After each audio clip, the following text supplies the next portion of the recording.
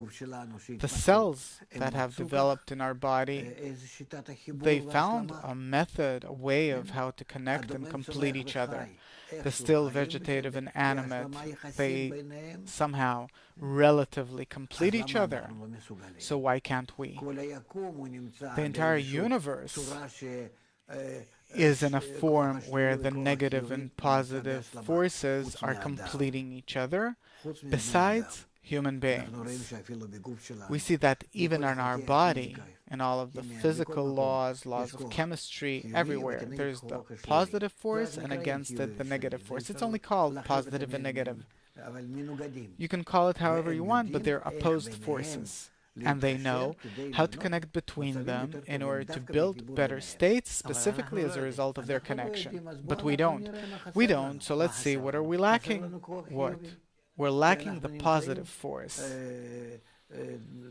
because we are included just of the negative force. What is it? The will to receive, the will to enjoy, our egoistic desire that everyone wants only for their own benefit. Look at little children or babies. Look at grown-ups.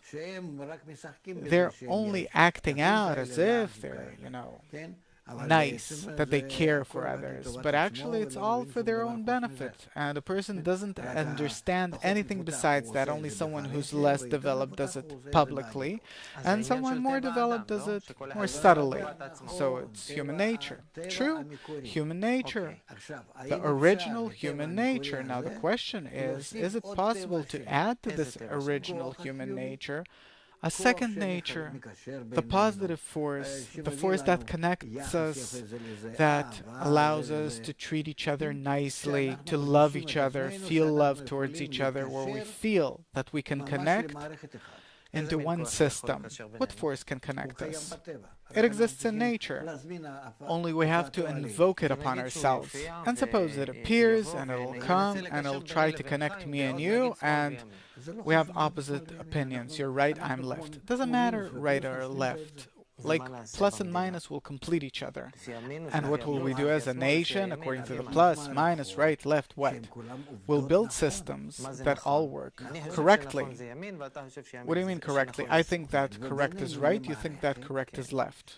And between us there will be a system that connects the right and left, such which is called the middle line. That works correctly, that it receives both from you and from me everything that we can give. And what does it do in practice after it got these opposite opinions?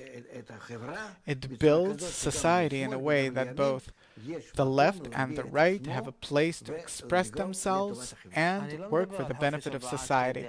I'm not talking about freedom of speech. We have that today as well. No, I'm talking about freedom of action. So what will the action be? I'll tell you. The action, it won't be in order to destroy the opposite thing, because by destroying what's opposite to me, I also destroy myself, because the left can exist without the right and the right without the left.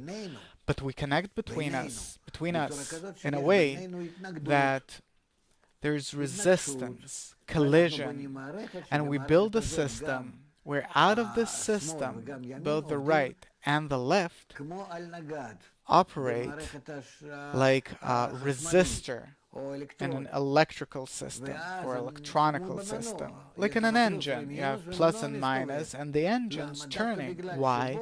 Specifically because in its coils, suppose, the plus and minus connect, and they exert their entire force there, meaning as a result of the counter forces, I get the result, a good result, which I need.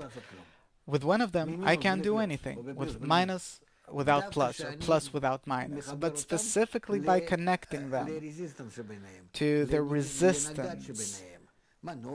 An engine, suppose something that heats up, heating up spiral. So from that I get a good result. I can't understand the lesson, the moral. If we have opposite political opinions, suppose today I distance from myself anyone who thinks differently than I do. Why should I bring them back into my sphere? You can't? Otherwise, you'll have a short circuit, electrical short circuit. So how will I come to a feeling that I'm needy of them? That's called the middle line of our connection, that we build in our connection. How? Only by connecting in society and tens, which we build, and then a person, as a result of the connection, where he's trying to find ways to correctly connect with others, suddenly he discovers that this method exists in nature, and he gets it from nature. So it's something which is above political opinions. Of course, it has nothing to do with politics. It's about everything. When I fight with my wife at home, and we want to get divorced, it has to do with politics. When kids fight at school, it has to do with politics.